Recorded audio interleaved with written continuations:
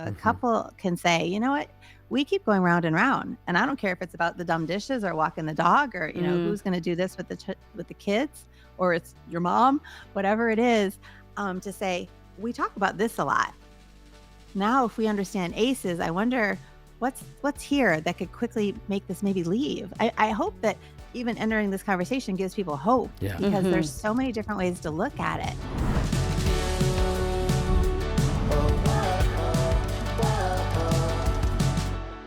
Welcome to Crazy Little Thing Called Marriage. I'm Dr. Greg Smalley. And I'm Erin Smalley. It's great to have you join us. Today's episode topic isn't new, but there are so many couples who are really dealing with this. I'm talking about past trauma and how it Yeah. affects our marriage and our current relationships. Yeah, and that's so true because it can be so challenging to determine, man, the stuff from our past, like what's impacting our marriage now, Mm-hmm. is it past trauma or maybe keeping secrets, Mm-hmm. what are the root causes of a lot of the conflict that we can have as a couple? Sometimes people, they just want to lock away what Mm-hmm. they're feeling, what they've gone through. I mean, I know that that's true for me.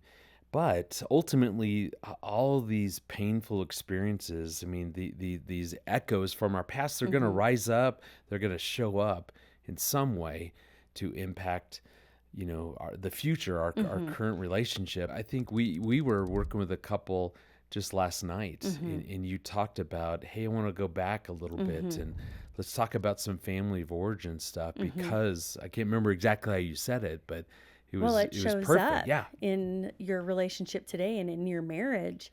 And like you said, so often couples will come in and they'll say, I don't want to talk about the Right. past. I want to move forward.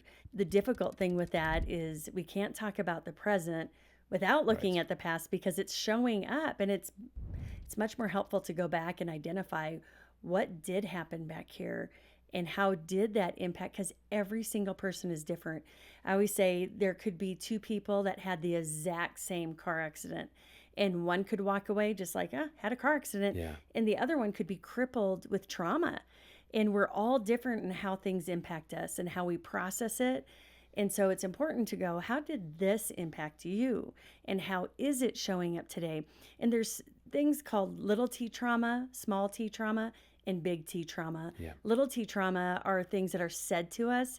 Maybe you had a father or a mother that was super critical and maybe demeaned you and said things like, hey, you're an idiot, you're never going to amount to anything. Or maybe you had major trauma. And it's interesting to know that major trauma isn't just combat.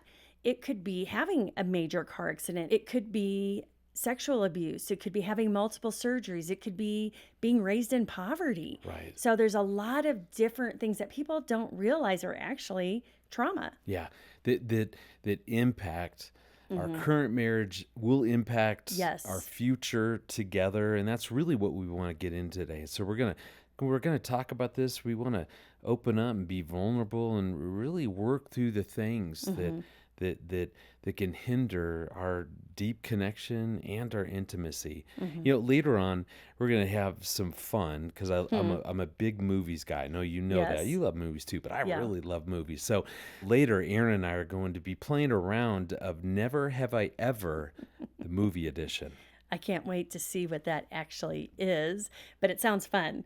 Then we have a question from our comment section that we're going to take a look at. A young wife suspects that her husband may be addicted to porn, but doesn't know how to address it, how to bring it up, especially since she has some things of her own to work through. Well, today things are going to be a little bit different. So we Mm-hmm. really want to dive into, Aaron, you and I do, about trauma and secrets and how, again, all that can Mm-hmm. impact our relationship. But we're going to start with a conversation with Elizabeth Good. She has written a book called Speak the Unspeakable, Real Talk on Secrets, Sex, and Being Set Free. And as we had this conversation, she makes such a fascinating point Mm-hmm. about keeping secrets and how that impacts our relationship. So let's listen to this conversation. Columbia University does a study, and it says that the average person has 13 secrets at any given time, Oh, wow. Wow. 5 of which they've never spoken out loud. And those Wow. 5 usually have to do with something in the perversion area, so something Mm. sexual. So how does that then show up in a marriage? So you've got these secrets, and I'm guessing both spouses might have something going on. How does that then Mhm. impact a marriage? And when should they talk about it? Well, I think a great thing to do in your marriage is to go back and do the foundation of all of this, which is talk about ACEs. And no one talks about ACEs that much today, Hmm. but ACEs are under everything. And those are adverse childhood experiences. Mm, So having couples say, you know what, you have anger, or you are passive, and you never you always avoid conflict, or whatever the classic marriage cycles are that we get mhm, stuck on: mhm, love, respect, not love. If you help people break it down, because people tend to spend a lot of time on symptom management, and I want to be less angry. I want to be less, addicted to this, that, or that, name the addiction. But all of these things that you're trying to get rid of or that you don't even know are costing you, like you know mm, that there's something more, but you don't know how to get there. If you go back and look at ACEs, and ACEs when something happens in your childhood, so it's another way of understanding trauma, mm, because most of the things that make marriages blow up today are unaddressed childhood trauma. Hmm. So they're ranging from any type of abuse, whether it's physical, emotional, psychological, sexual abuse, um, neglect, physical neglect, emotional neglect, having one parent incarcerated, having a mentally ill parent, having a parent addicted to substance abuse in the house, domestic violence in the house, divorce. So you name it, like right. almost everybody. So the stats today are over 70 some percent have experienced at least one, with Wow. the average person having 4. Wow. And so Wow. we sit all the way up here in marriage trying to manage our behaviors. Mhm. And God's like, hello, let me come all the way over here and let my Holy Spirit come in and heal the root. What's manifesting in marriage is childhood problems. So let's say I'm a wife listening to this podcast. How does she know if she's got something going on, or how does she know if her spouse has something going on? And again, how do they talk about it?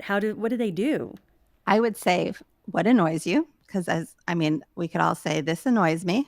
Uh-huh. Right. When you do this, like you can say, here's 2 things that you do that bother me. Could there be something below that? And you can help each other out, right? So you can clearly look at each other and say, when you do this, and so I think it's just a quick way for them to say, hey, you know what? I actually feel a little hopeful now, because the thing Mm, is, it's the symptom, it's the day-to-day stuff. It's the things that drive us nuts and we just learn to shut down around, or it's the things that we blow up around.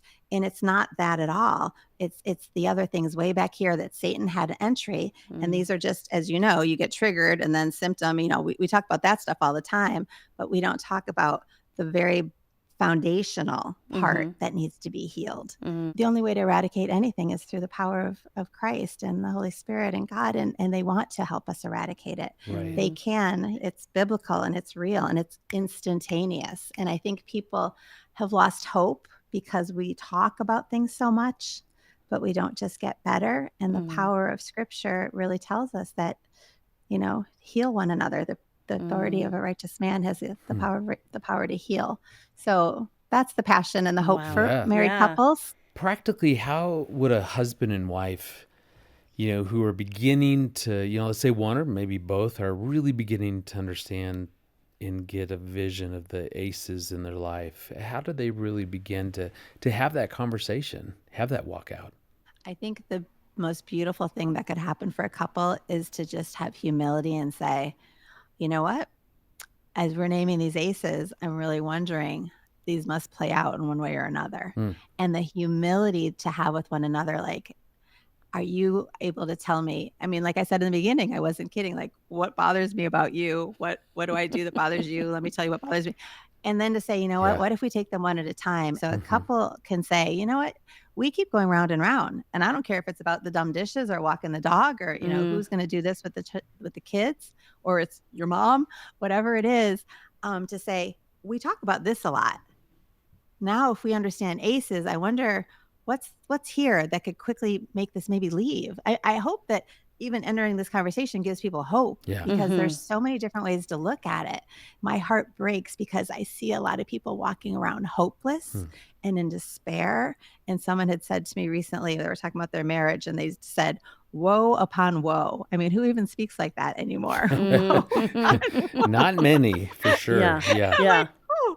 And I think that's the plot of the enemy, is to get us so caught up, and then we're busy, and then we got this stuff spinning, and we're never actually getting to the very thing that Satan came when we were little. Most of this Mm. stuff, another statistic for you, is these ACEs that we're discussing, they typically begin at 3, 4, 5 years old, Hmm. but the average person will not speak of them until they're 53 years old. Wow, that's so Wow. fascinating. Wow. So So when how the do you Wow. navigate a yeah, marriage that you don't even know Yeah. what's right. under the Yeah. hood? You're Yeah. working so hard, you're spinning here to do symptoms. And so if we could get rid of some of this stuff that holds us back, we could rise up quicker to take our Mm. position to be who we're meant to be for the kingdom. And Mm. that's the passion behind it. So I love it. how would then a spouse, so Mhm. what are some really practical things that one spouse can Mm-hmm. do to really support that spouse who is Yeah. coming to terms with some of these ACEs? I like guidelines, and I call them guardrails and guidelines, and I Yeah, use them for everything I Yes. do that's because great. it just, helps also manage expectations. Right. Because there's a lot of different exercises in the counseling world with couples that you could, if you're sharing or doing something for us back and forth, where one person talks at a time and the other person just has to listen. And then when you're done talking, they actually can't give you a rebuttal or anything, but then they have to talk about themselves. Yeah. I try to get people to say that, like, for this time together, let's only talk in first person. Like, I'm going to say I this, I that. And then when it's your turn to talk, if you could talk I this, I that. Because if you start Mm. shifting to you, then it's changing the dynamic of Yeah. everything. Just to make it comfortable, to have people realize, I'm going to tell you something and I'm not looking for anything in exchange right now, but Mm. I want you to sit with it. And what I do love is, some marriages are volatile marriages where you say something and it's just going to be used against you. And so if that's the case, I think you pick a little bit of it and say, hey, I had a really cool breakthrough. I don't know if you're open to hearing about it. And That's good. and to not want them to be entering it with you, because they might not want to enter with you, but Mm. can they give you the respect to see what you went through? Because the Lord will do things gradually sometimes. Hmm. And Mm. I will watch people tell me that, I told him and he didn't have a bad reaction, or I told her and she didn't get into this, know-it-all spirit with me, but she heard me and she let me just be silent. So I think the biggest thing we could do to set up success is try to just give each other the honor of silence after they share, unless there's Mm-hmm. something positive to say. Man, powerful interview. Mm-hmm. So it's great to be with someone who really understands deeply, a kind of Mm-hmm. a subject matter expert. Right. When we're talking about things, especially around trauma, around Mm-hmm. secrets, just her understanding of ACEs and how that Mm-hmm. impacts Mm-hmm. a marriage. I really liked how, when your spouse is sharing, and talking about one of their ACEs, Mm-hmm. just her encouragement to really honor that through your silence. Like, we don't have to have all these big answers and have to know how to fix it or to respond like someone Right. like Elizabeth would know how to do. Yes, but you think about silence and it's all about our body language Yeah. then. Are we compassionately looking at one another, or are we growling at each other and not saying a word? So just being intentional about that. It's interesting because she talked a lot about ACEs, and again, we defined it as adverse childhood Yeah. experiences, and there's different categories that are on that assessment. It talks about, it assesses abuse, neglect, and this is all in your family of origin, household dysfunctions around mental illness or addiction, or even violence in the home, as well as other traumatic experiences, witnessing violences in the home or the community, experiencing discrimination, being bullied, experiencing homelessness, or financial hardship. So there's many different things that are assessed in that ACEs assessment. Yeah. But it's interesting because those are the things that so often we don't recognize are impacting us today. Right.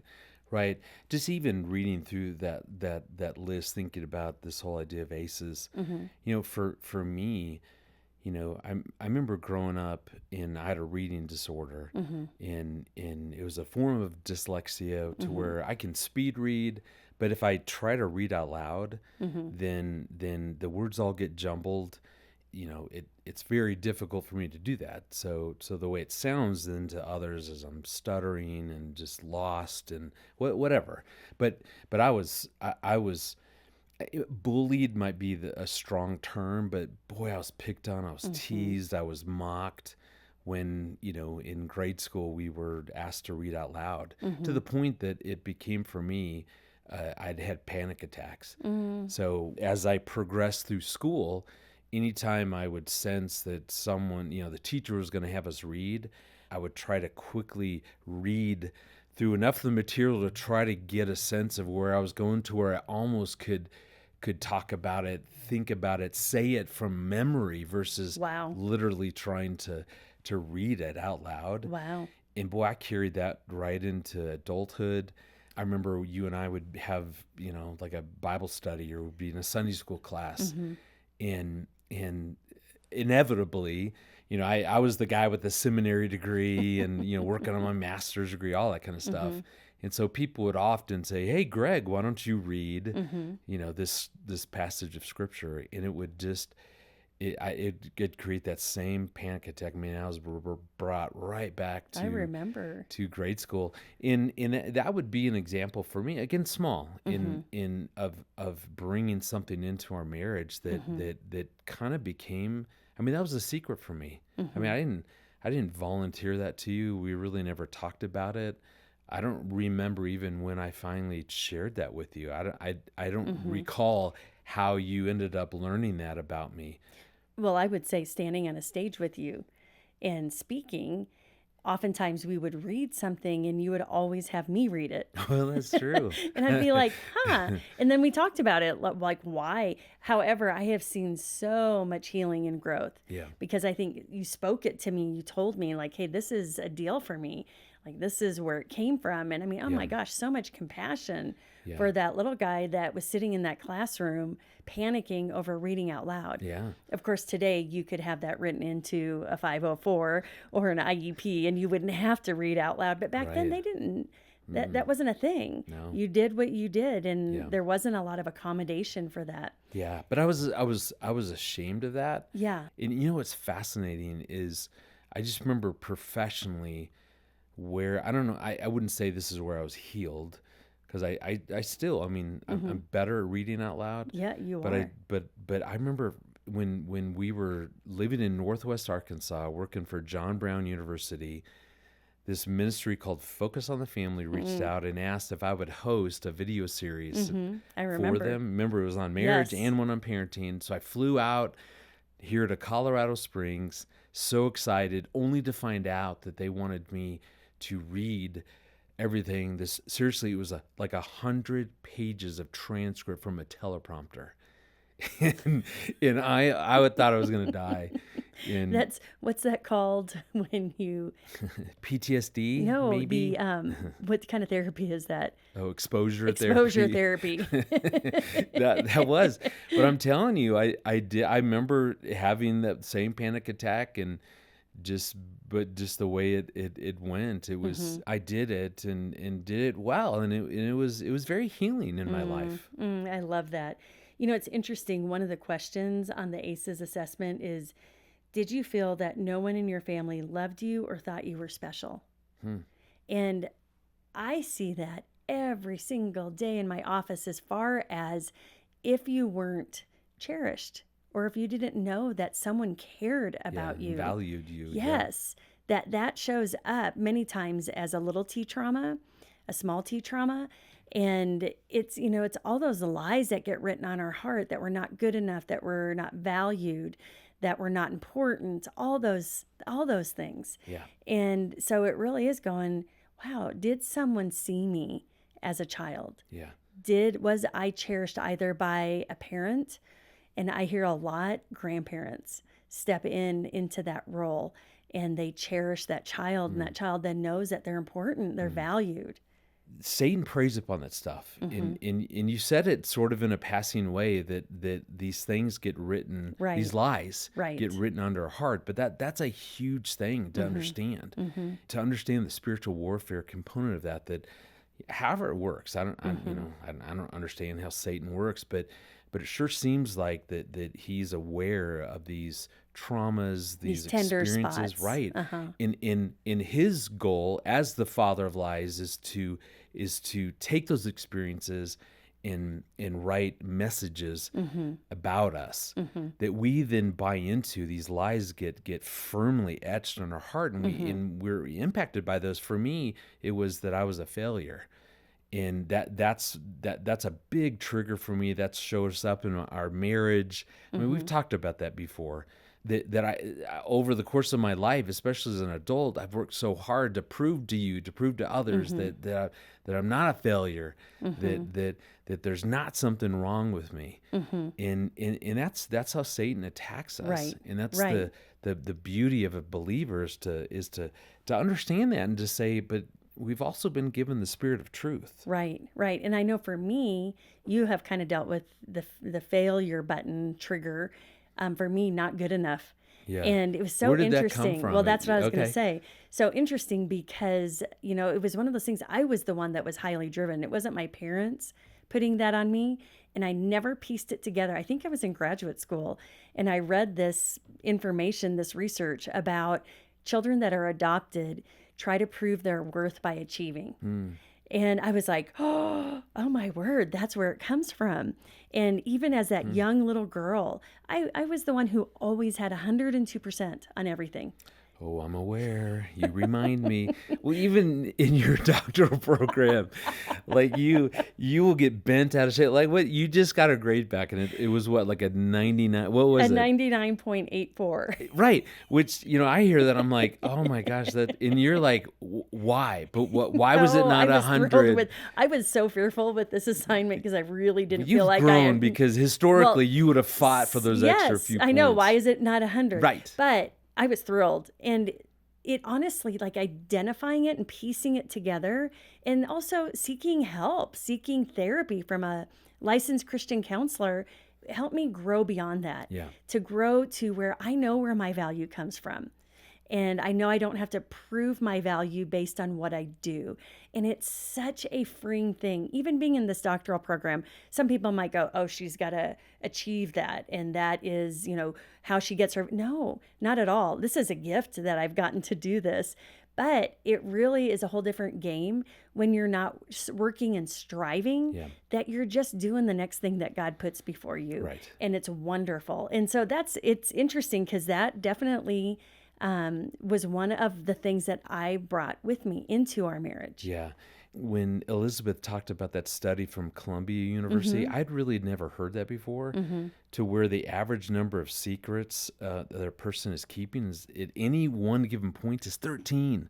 I hadn't heard that. And then she talked about that 5 secrets often have never been spoken, out loud or to anyone. And again, it took me back to going, within our marriage, I never really talked about feeling bullied around my reading disorder or even other things. Yeah. And I'm that's still the stuck important. on 13. I'm like, what Yeah, I know. could even be 13 things Yeah. to keep secret? Well, let's list them off. So Erin, go. You're gonna let's come up with 13 secrets. That is the funniest thing to me. Yeah. I need to read the article to really understand like what categories do they see that people are Well, let's talk about that. withholding. Yeah. So again, she did a great job of laying out ACEs, and so those traumas in our life can certainly be and will be a part of those secrets that we're holding on to. Maybe not sharing, doesn't feel safe, or maybe Right. we're not even aware of some of them, like kind of she was talking about. But there can be financial secrets. Shopping, purchases, things like that, or secret accounts. I mean, things that we're not Right. talking about. So if any of these resonate, then stop me and share that. Well, I think you're talking about the large box that came from Amazon that you're like, what did you order? And so I cut it open and it was a can of hairspray. I was like, hairspray?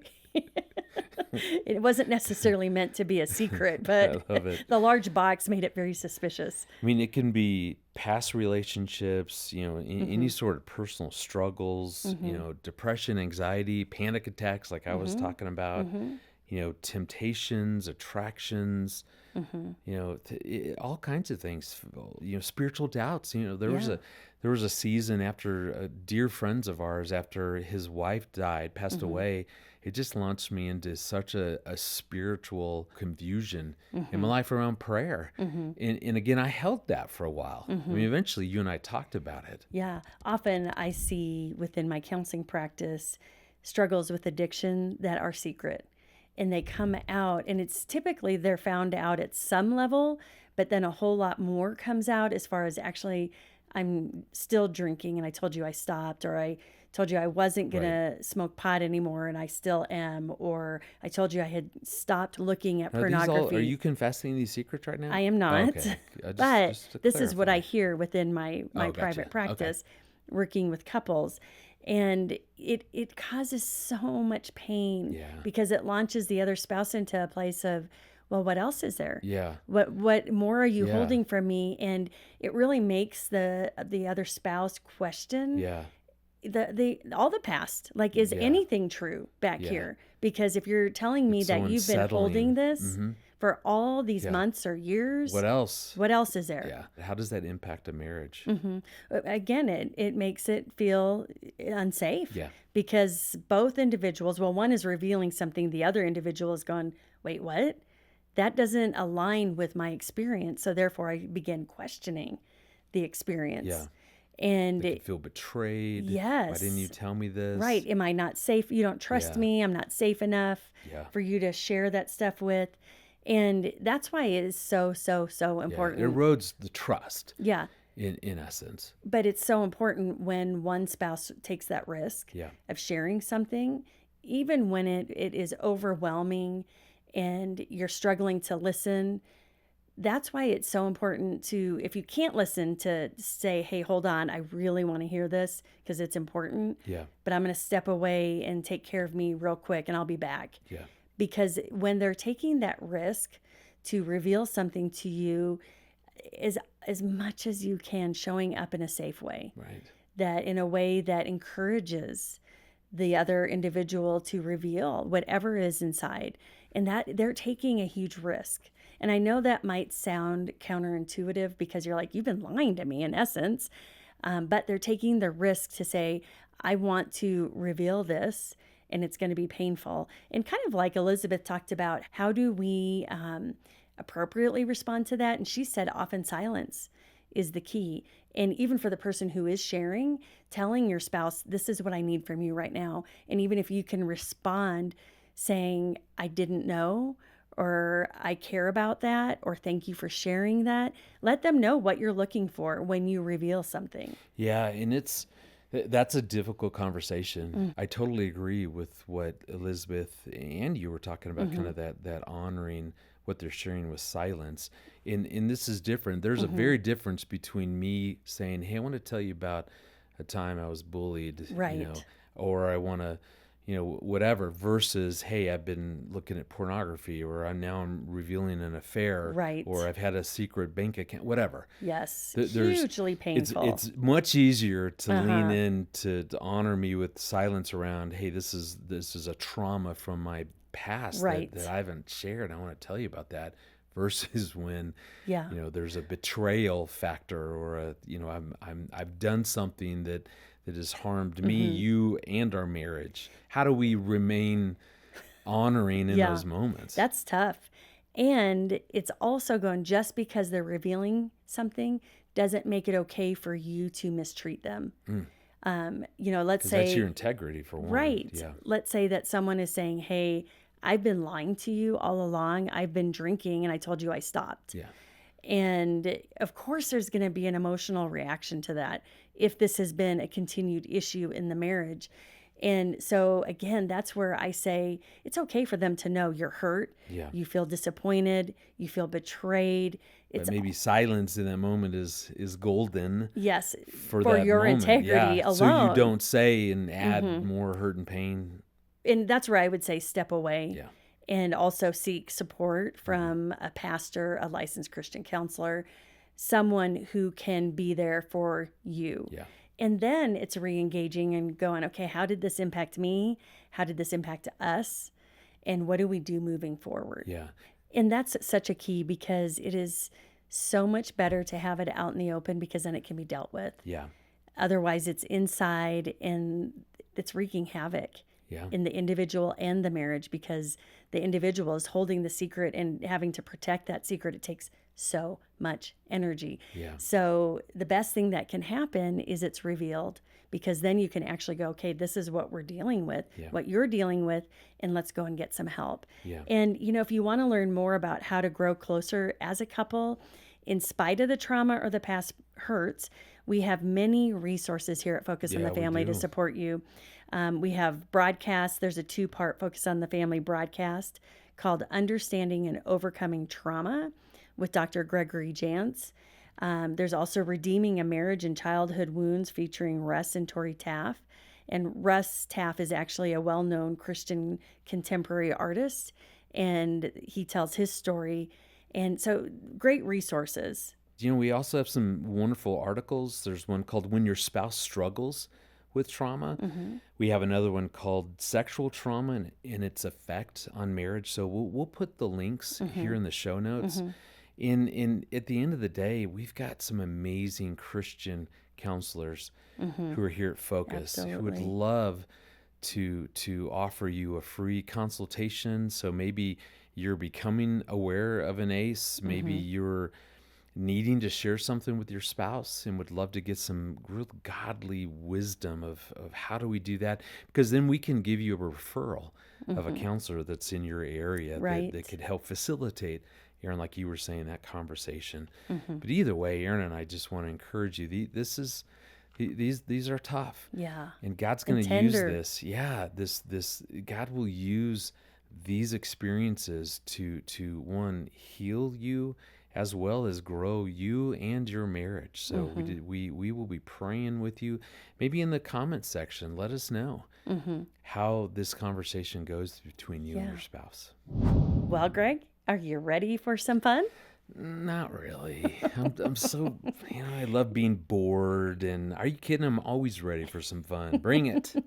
So today we're going to play a game of Never Have I Ever, the movie edition, which I know speaks your love language. does. You love movies. I enjoy movies, but you love movies.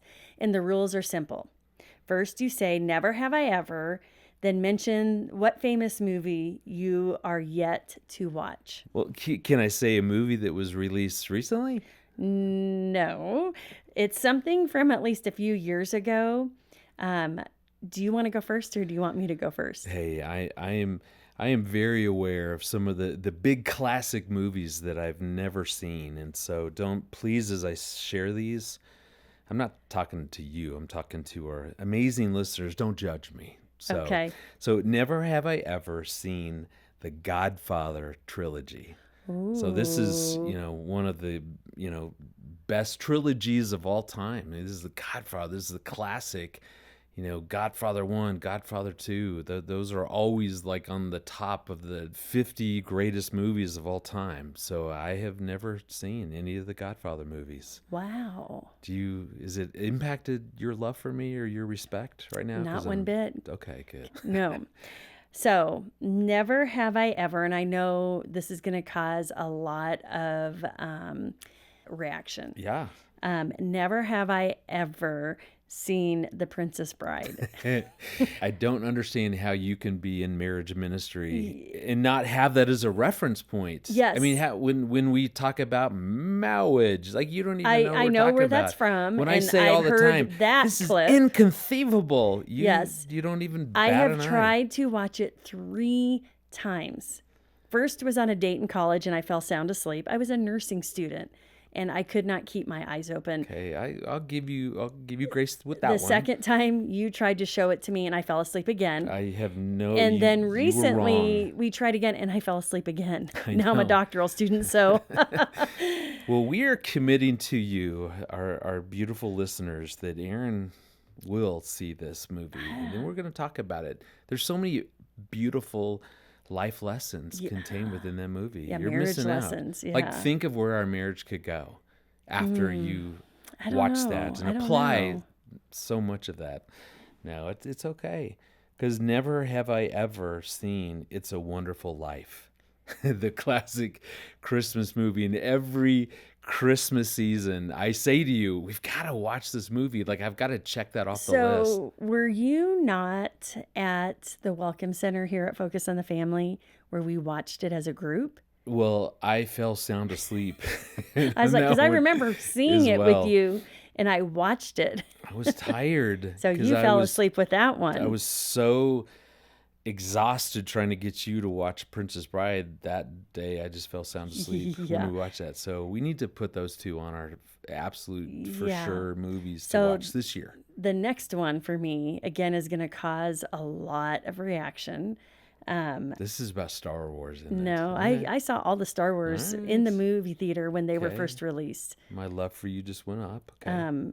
But never have I ever seen The Lord of the Rings, Return of the King. Yeah, that's another one that our son Garrison and I have begged to get you to watch. Man, that one best movie of the year. It's the beautiful closure to the trilogy that you've seen. The first two, right? The first two Lord of the Rings. You've at least seen the first one. Through them, but I'm not sure I stayed awake. What makes it so painful is we've been to New Zealand, to Hobbittown. Yeah. And I mean, a lot of it didn't even make sense to me. You pretended like you knew what was going on. Well, we did have our daughter, Murphy, when she was like 22 with us, and she had never seen any of them either. And so we may have made fun of some stuff, or maybe we faked our excitement because all the tourists were like, remember they kept giving us the trivia questions, and Garrison and I were killing it. We never had a single answer. Yeah, it's all right. So now it's your turn. You guys get to remedy the fact that you haven't seen some of the classics. So get your favorite popcorn, and you're gonna have so much fun playing this together with your spouse. So it's just, again, another fun way to learn more about each other. So enjoy. Leave us a comment. Tell us which movie you have never seen and what it was like when you actually saw it. We'll do the same when we finally watch Princess Bride and, Princess Bride we'll take pictures and It's of a me Wonderful watching Life. That's right. Princess Bride. Yeah. So you guys enjoy this. All right, well, let's move on to the part of the show that we really enjoy, and this is our weekly Q&A. Yes, and we would love to hear from you. As we always say, you're welcome at our table. So please, please, please ask any questions you might have about marriage, or even give us a simple hello, and that's going to make our day just hearing from you. And it's really easy to leave us a voicemail also, so maybe that's more your speed. Just click the tab on the side of your screen. So coincidentally, our question today comes from one of our listeners named Erin. So this is what she said. What would a wife do when she wonders if her husband struggles with a pornography addiction, but she doesn't have any proof? I don't know how to bring it up. I also struggle with my own issues with food and sugar addiction. I feel like I should have my own stuff under control before questioning what my husband is struggling with. Yeah, and that makes sense. That makes sense that she's kind of struggling, going, well, I've got my own stuff. I've got my own struggles. Do I have any right to bring up his? Should I bring up his? And I would say both are valid, but treat them as two separate issues. But as we always try to focus in on first and foremost, kind of for you, Erin, the place to begin is just to think about, okay, when I think about this potential pornography issue that my husband's struggling with, right? And where do you go? Like what's under the waterline? What are some of the deeper emotions maybe that you're feeling? Yes. Are you saying that to Erin, the one asking the question? Or are you asking that of me? I'm confused. I am asking Erin, our listener, to begin to think about that, looking at you, saying, what would be some examples of some deeper emotions maybe that our listener Erin might be struggling with. Right. It's bringing it up because is there a fear of rejection? Or is there a fear of conflict? Like, I'm so fearful that we're going to get into conflict about this. Yeah. Or even as Erin was saying, the fear that if I bring yours up and I have stuff going on, then does it feel unfair? Does it make it Yeah. hypocritical? So just explore that stuff and let that stuff matter for you to first and foremost identify. There's been times in our marriage to where I really struggle with this. Maybe something's gone on that I've felt hurt or frustrated around that I want to talk to you about. But I feel like that's a part of my own spiritual warfare. I feel like that's where Satan goes after my mind to say, who are you? You've got your own stuff. You have Right. no business getting into her stuff when you've got all your stuff. And what that does is it paralyzes me. It shuts me down. It keeps me from then bringing up issues that are valid. Like both of those are valid. I Right. do have my own issues and you have your stuff, and we should be able to talk about both.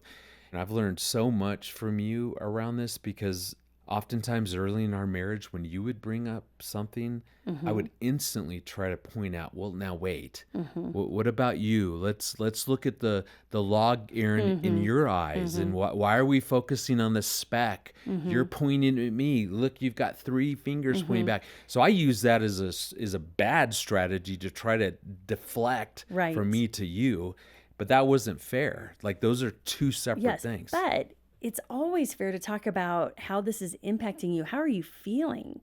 And that's where I would go, Erin, the listener. How is this impacting you? Yeah. Yes, I've got my stuff, and I'm super concerned about something that I'm wondering if this is going on. And if this is going on, it impacts me, and I feel hurt. I feel betrayed. I feel not good enough. All the things that come when pornography is introduced into a marriage. Right. And so that's totally fair to bring up. Yeah, you have every right to bring up a concern in the most healthiest way. Yes. But you have every right even to set a boundary. So like Erin, when you would bring up a concern and I would quickly add in, well, you do this and this is going on, what you would do to me is that you would say, okay, I'm going to set a boundary.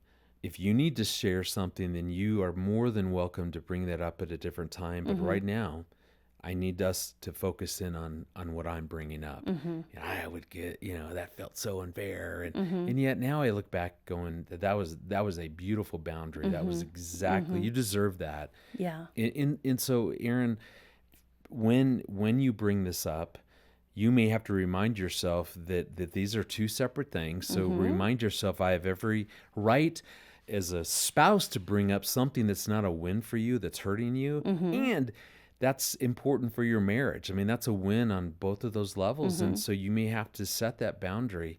And the conversation might start with, hey, I want to bring something up and it's tender. I know I have my own stuff and I'm working on that, and we can talk about that later if you have some concerns.